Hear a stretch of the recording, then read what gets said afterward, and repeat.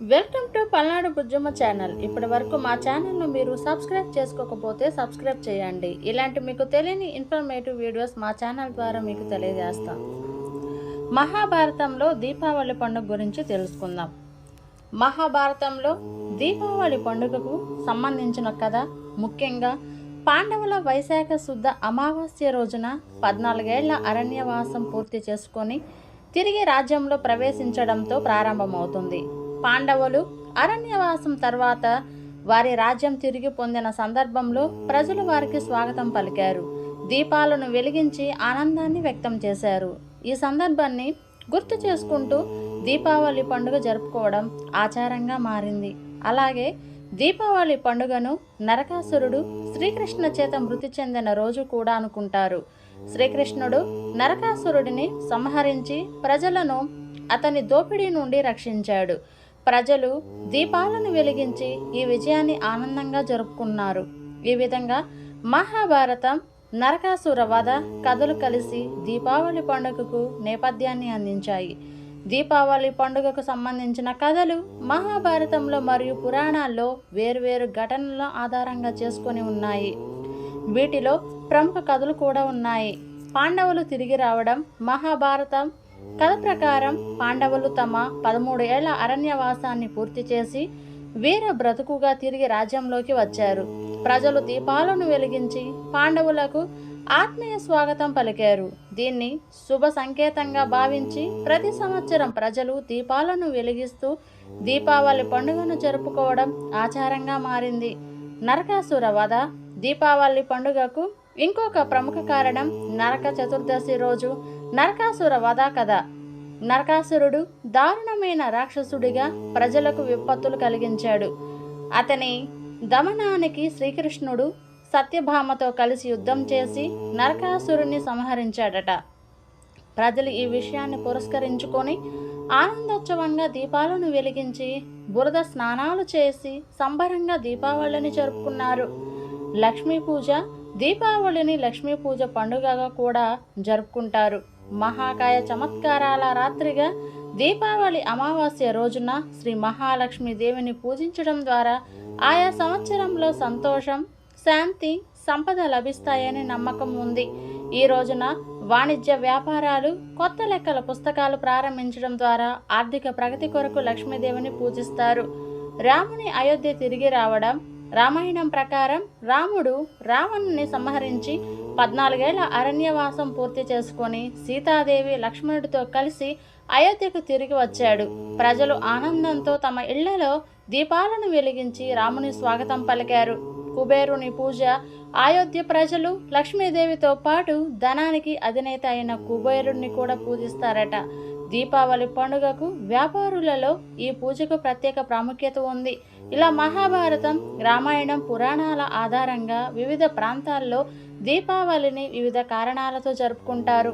దీపావళి పండుగకు పురాణిక నేపథ్యం ఎంతో విశేషంగా ఉంది. భారతీయ సంస్కృతిలో ఈ పండుగలు అనేక కథలు, పౌరాణిక ఘట్టాలు సంబంధించున్నాయి. వాటిని కొన్ని మరింత విపులంగా పరిశీలిద్దాం. వామన అవతారంలో బలి చక్రవర్తి కథ. భాగవత పురాణ ప్రకారం మహాబలి అనే రాక్షస రాజు తన భక్తితో, దాతృత్వంతో ప్రసిద్ధుడయ్యాడు. అయితే అతని అధిక శక్తి భగవంతుడి పరిధిని అధిగమిస్తుందేమోనని దేవతలు భయపడ్డారు. అప్పుడు శ్రీ మహావిష్ణువు వామనావతారం తీసుకొని బ్రాహ్మణ బాలుడి రూపంలో వచ్చి బలి చక్రవర్తికి 3 అడుగుల భూమిని దానం కోరాడు.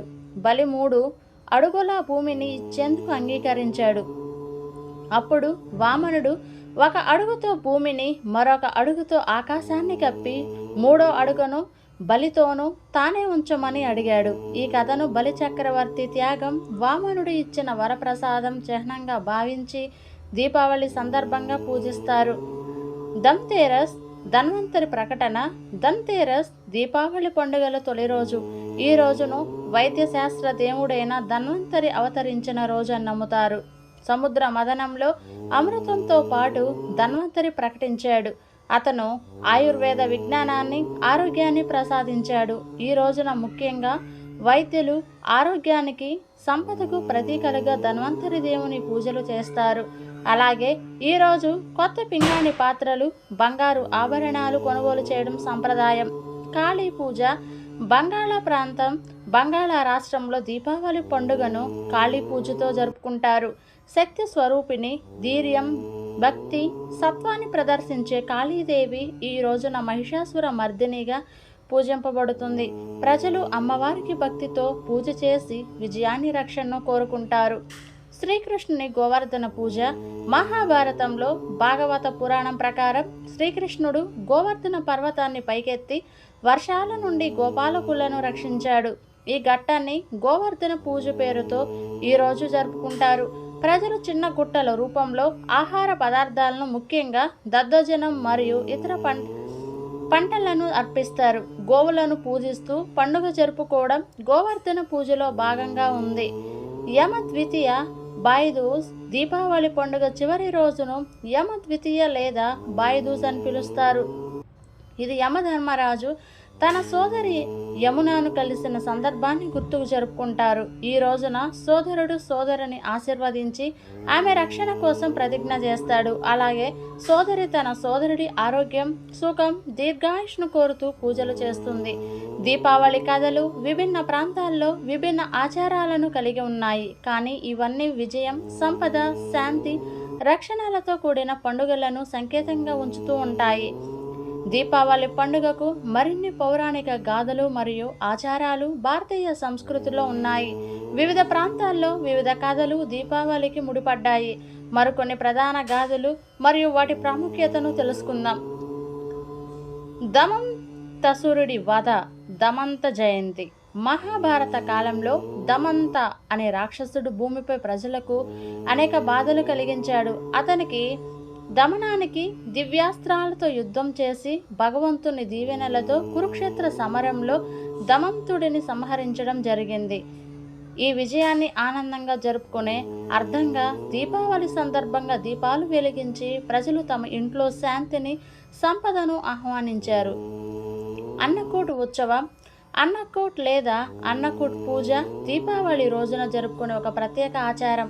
ప్రధానంగా గుజరాత్ రాష్ట్రంలో గోవర్ధన పర్వతాన్ని ప్రతినిధిగా తీసుకొని రకరకాల ఆహార పదార్థాలతో విభిన్న వంటకాలు తయారు చేసి గోవర్ధన పర్వత రూపంలో అందించడం జరుగుతుంది. ఈ పూజ ద్వారా కృష్ణుని స్మరించి పంటలకు ధన్యవాదాలు చెబుతూ పండుగ జరుపుకుంటారు. విద్య ప్రారంభం. దీపావళి తరువాతి రోజు దక్షిణ భారతదేశంలో బాలి పాడ్యమి పేరుతో పూజ నిర్వహిస్తారు. మహాబలి గుర్తుగా ఈ పూజ నిర్వహించబడుతుంది. విద్య కోసం శ్రేయోభిలాషించేవారు ఈ రోజున విద్యలను ప్రారంభించడానికి లేదా కొత్త లక్ష్యాలను తీసుకురావడానికి అనుకూలంగా భావిస్తారట. ఈ రోజున వాణిజ్య సంస్థలు కూడా కొత్త లెక్కల పుస్తకాలను ప్రారంభించి వ్యాపార విస్తరణ కోసం ఈ పూజ చేస్తారు. సీతాదేవి స్వర్గారోహణం. కొందరు పురాణాల ప్రకారం దీపావళి అమావాస్య రోజున సీతాదేవి స్వర్గారోహణం చేసింది. తన భర్త రాముడితో విడిపోయి తనకు మనోశాంతి లభించలేదని భావించిన సీతాదేవి భూలోకాన్ని విడిచిపెట్టి పాతాళానికి వెళ్ళిందట. ఈ రోజున సీతాదేవి జ్ఞాపకార్థం ప్రజలు దీపాలను వెలిగించి ఆమెకు ఆరాధన చేస్తారు. నవధాన్యాల పూజ. దీపావళి సమయంలో మరో ఆసక్తికర ఆచారం నవధాన్యాల పూజ. ఇది ప్రకృతికి, పంటలకు కృతజ్ఞత తెలిపే రూపంలో కొత్తగా పండిన ధాన్యాలతో వంటలు చేసి కుటుంబానికి అందించే సంప్రదాయ పూజ. ప్రజలు పంటల ఉత్పత్తిని గౌరవిస్తూ ఈ పండుగను ఆనందంగా జరుపుకుంటారు. అలక్ష్మి పవర్జనం. దీపావళి అమావాస్య రోజున కొంతమంది ప్రజలు అలక్ష్మిని దుర్గుణాలకు, అశాంతికి ప్రతీక తమ ఇళ్ల నుంచి పంపించడానికి ప్రత్యేకంగా అలక్ష్మి పవర్జనం పూజ చేస్తారట. దీనివల్ల భాగ్యానికి మార్గం సుగమవుతుందని నమ్ముతారు. ప్రజలు తమ ఇళ్లను శుభ్రం చేసి అలంకరిస్తారు మరియు అలక్ష్మిని పంపడానికి దీపాలను వెలిగించి సకల కష్టాలను దూరం చేయడం కొరకు పూజలు చేస్తారు. శ్రీనివాస పూజ. విష్ణుల భక్తి. దీపావళి సమయంలో విష్ణు భక్తి కూడా విశేష ప్రాముఖ్యత పొందింది. ఆంధ్రప్రదేశ్, తెలంగాణ ప్రాంతాలలో శ్రీనివాస పూజ జరుపుకోవడం ముఖ్యంగా చూడవచ్చు. ఇది ప్రజల సంక్షేమం కోసం, సంతోషం, సంపద పెరగటం కోసం విష్ణుమూర్తికి పూజలు చేయడం ఒక సంప్రదాయంగా ఉంది. ఇలా భారతీయ సంస్కృతిలో ఈ పండుగ అనేక చరిత్రాత్మక మరియు ఆధ్యాత్మిక కథలతో, సాంప్రదాయాలతో, విశ్వాసాలతో పాతుకుపోయింది. దీపావళి పండుగకు సంబంధించిన మరికొన్ని కథలు, పౌరాణిక ఘటనలు, ఇంకా విశేష విశ్వాసాలు భారతీయ సంస్కృతిలో ఉన్నాయి. వివిధ ప్రాంతాల ప్రజలు దీపావళిని వివిధ రూపాల్లో జరుపుకుంటారు. దేవి లక్ష్మి అవతరణ దీపావళి పండుగను లక్ష్మీదేవి పూజగా పిలుస్తారు. సముద్ర మదన సమయంలో క్షీరసాగర మదనం నుండి లక్ష్మీదేవి ఉద్భవించింది. ఈ రోజున లక్ష్మీదేవిని సంపద, ఐశ్వర్యానికి ప్రతీకగా భావించి పూజిస్తారట. వ్యాపారులు, గృహిణులు తమ ఇంట్లో వ్యాపార ప్రదేశాల్లో లక్ష్మీ పూజ చేస్తారు. తద్వారా సంతోషం, సంపద, సిరి సంపద వృద్ధి చెందుతుందని విశ్వసిస్తారు. కార్తికేయుని త్రిపురాసుర సంహారం దీపావళి మరొక విశేష ఘట్టం. త్రిపురాసుర సంహారంతో కూడా ముడిపడి ఉంది. త్రిపురాసురులు అంటే ముగ్గురు మహారాక్షసులు దేవతలకు విపత్తులు సృష్టిస్తూ తిరుగుతూ ఉండేవారు. కార్తికేయుడు త్రిపురాసురులను సంహరించి దేవతలకు మరియు భక్తులకు ప్రశాంతతను కలిగించాడు. ఈ ఘట్టాన్ని గుర్తు చేసుకుంటూ ప్రజలు దీపావళి రోజున దీపాలను వెలిగించి ఆనందోత్సాహంగా పండుగ జరుపుకుంటారు. సత్యభామతో కలిసి శ్రీకృష్ణుడు నరకాసుర వధ కథలో ఒక ప్రత్యేకత ఉంది. నరకాసురుడు ప్రజలను దోపిడీ చేసి అనేక సమస్యలను కలిగించగా సత్యభామ సహకారంతో శ్రీకృష్ణుడు నరకాసురుని సంహరించాడు. ఈ సంఘటనలో సత్యభామ రాక్షసుని మీద శ్రీకృష్ణుడికి పరోక్ష సాయంగా యుద్ధంలో పాల్గొంది. ఈ ఘటన మహిళ ధైర్యం, ధీర్యం, సమానత్వం యొక్క చిహ్నంగా భావించబడింది. దీని కారణంగా దీపావళిని మహిళల ఆత్మగౌరవం, సాహసానికి ప్రతీకగా కూడా కొన్ని ప్రాంతాల్లో జరుపుకుంటారు. దీపాలతో చీకటి నివారణ దీపావళి పండుగలో దీపాలను వెలిగించడం పాశ్చాత్య పురాణాలలో కూడా ప్రాముఖ్యతను పొందింది. దీనిని చీకటి, దుఃఖం, నిస్పృహను తరిమి కొట్టే పండుగగా చూడబడింది. అంధకారం నుండి వెలుగు వైపు, చీకటి నుండి శాంతి వైపు ప్రయాణాన్ని సూచిస్తూ ప్రజలు తమ ఇళ్లల్లో మరియు గుడిసెలలో దీపాలను వెలిగిస్తారు. దీపాలను వెలిగించడం చీకటి నుండి వెలుగు వైపు జీవన మార్గాన్ని సూచిస్తుంది. యమధర్మరాజుని సోదరుడికి ప్రసాదం. దీపావళి రోజున యమధర్మరాజు తన సోదరి యమునను కలుసుకున్నాడు. ఈ సందర్భంలో యమున తన సోదరుడి దీర్ఘాయుష్ను కోరుతూ పూజలు చేసింది. దీనిని గుర్తు చేసేలా ప్రతి సంవత్సరం దీపావళి చివరి రోజున భాయ్దూజ్ లేదా యమ ద్వితీయ పండుగ జరుపుకుంటారట. సోదరులు, సోదరిమణుల మధ్య అనుబంధానికి చిహ్నంగా దీపావళి సందర్భంగా ఈ పండుగ విశేషంగా ప్రసిద్ధి చెందింది. అలక్ష్మి పారాయణం దీపావళి రోజున కొన్ని కుటుంబాలు ప్రత్యేకంగా అలక్ష్మి పారాయణం లేదా అలక్ష్మి నిష్క్రమణ పేరుతో పూజ చేస్తారట.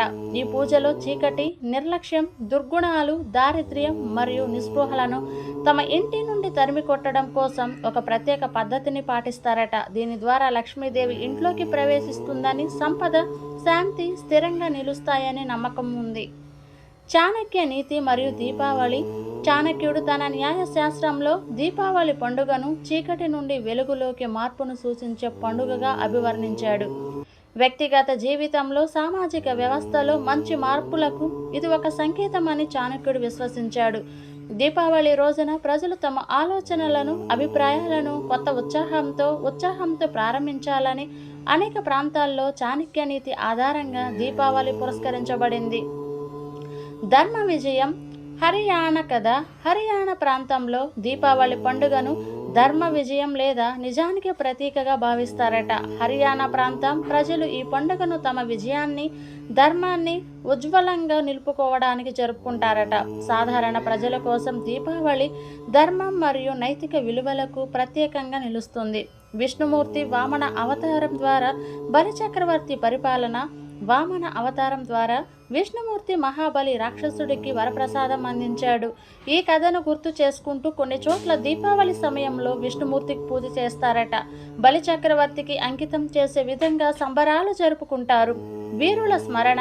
సిక్కుల బందీచోర్ దివాస్. సిక్కు మతంలో దీపావళి బందీచోర్ దివాస్ పేరుతో ప్రసిద్ధి చెందింది. గురు హర్గోవింద్ జీ తన శిష్యులను మరియు 52 మంది రాజులను మొఘల్ జైలు నుండి విడుదల చేసి తీసుకువచ్చిన సందర్భాన్ని గుర్తుగా ఈ పండుగను జరుపుకుంటారట. వీరి ధైర్యానికి స్మారకంగా ఈ పండుగను జరుపుకుంటారు. ఈ విధంగా భారతదేశంలో ప్రతి ప్రాంతంలో దీపావళి ప్రత్యేక కథలు, విశ్వాసాలు, సంస్కృతులు ఉండటం ఈ పండుగను మరింత విశేషంగా మారుస్తుంది. ఇలాంటి ఇన్ఫర్మేటివ్ వీడియోస్ గురించి తెలుసుకోవడానికి మా ఛానల్ను తప్పక సబ్స్క్రైబ్ చేసుకోండి. అలానే షేర్ చేయండి, లైక్ చేయండి. Thank you for watching. Thank you.